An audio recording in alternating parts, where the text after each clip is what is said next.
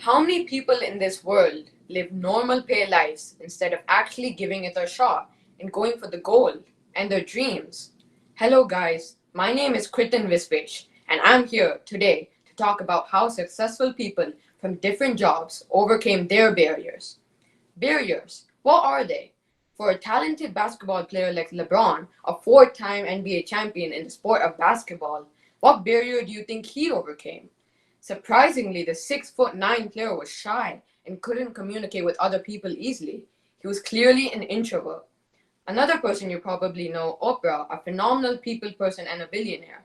Well, a woman, a black woman, growing up in the early 1960s in the southern USA, her barrier was the infamous racial and sexual inequalities in the society that from this past year's event is still prevalent to this day.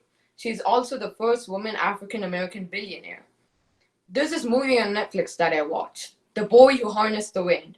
It's a true story about a boy named William Kamkwamba who was born in East Africa in a village with no electricity, no water, and no way to do farming, and hence no income. This boy engineered a windmill to get water to their farmlands, while I still struggle to get water from my water bottle to my mouth without spilling it on my shirt. Well, this guy William broke the financial barrier and made things happen to support his family and village. That is truly inspiring. What makes these ordinary people become extraordinary and set examples? Are they wired differently? Maybe they have intelligent parents, right? Not really. These are the top three qualities I observed from these individuals and can be applied to you and me. Number one, perseverance. Number two, passion. And number three, personality. Perseverance. There's a saying my grandparents have told me zillions and zillions of times.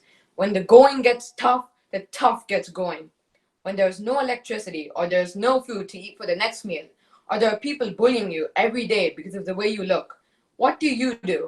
You just keep on moving forward. My mom gifted me this book called Outliers. You read 5 pages and you just fall asleep. In that book, the author Malcolm Gladwell talks about 10,000 hours as the magical hours of greatness. He says that to be great at what you do, sports, music, science, whatever your field of interest may be, you need to put in at least 10,000 hours of hard work to be great at it. That amounts to 3 hours a day for 10 years. Yes, all these stars have put in at least that time or more. This intrigued me as I thought talent was in Bill and Tom Brady, the quarterback Tom Brady, must have started throwing great passes from age 10 to the 10-year-old Gronkowski, right? But apparently, that's not true.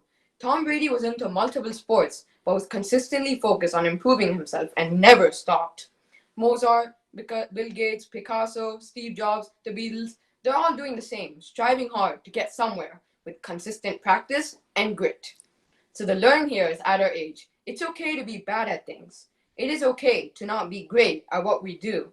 And it's normal to have multiple hurdles when we try something new. But the only way we get there is to take that one step forward.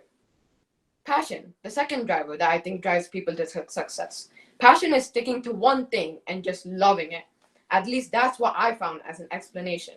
When I was a child at age 5, I thought I was going to be the next Ronaldo because I played soccer at my muddy school field. Since then, I've learned to play a few sports and instruments and still continue to do so. Until recently, I thought I have to choose a passion so I can stick to it and follow it and put my 10,000 magical hours of greatness towards it. But how and when do I identify that one passion? How do you identify that one passion? That same Tom Brady was practicing different sports, and it was not until high school that he started leaning more towards football. Steve Jobs and Bill Gates always worked the early school hours in the labs trying to solve problems using computers, which helped them invent products much, much later. Al Gore, who co-won the Nobel Prize for climate change activism in 2007, started thinking about the environment just in college. So the learning here is that you do not need to stick to one thing and one thing only. You have to keep on moving forward, one spark at a time. If perseverance and passion are the two pillars, then personality is the center support or the beam connecting them. Why? Well, I can watch TV for 3 hours a day and consistently keep watching every game from NFL, NBA, IPL, and collect my 10,000 hours of grit and practice and strive to go play in the NBA one day. That is where discipline, character, and values play a key part. Personality is nothing but your individuality.